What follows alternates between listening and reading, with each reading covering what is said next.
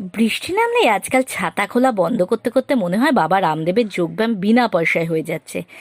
আজ রান্নাঘরে ইলিশের খোকা, যাকে আমার একদম পছন্দ নয়। ভাত, ডাল, পাতিলেবু আর কাতলা মাছের ডিমের বড়া দিয়ে দুপুরের পেট পুজো আজকে। খোকাকে মিনিদের পেটে চালান করে দিলাম, আর মাছের ডিমের বড়া ডুবিয়ে দিলাম ইলিশের ঝোলে। ফ্রিজে পড়ে থাকা বাকি খোকার কি গতি করব ভাবছি।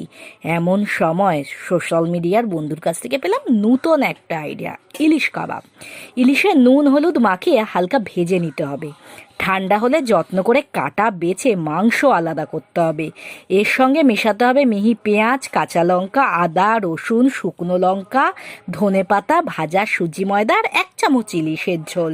সমস্ত কিছু মেখে ফ্রিজে রেখে কাবাবের আকার দিয়ে নরম হলে আরেকটু ভাজা সুজিতে কোট করে কম আঁচে দুপিঠ সোনালি করে সেঁকে নিতে হবে। বাইরে মুচমুচ, ভেতরে নরম, আর মুখে থাকবে ইলিশের আসল স্বাদ। বড় মার রেসিপি কেমন লাগলো জানাবেন।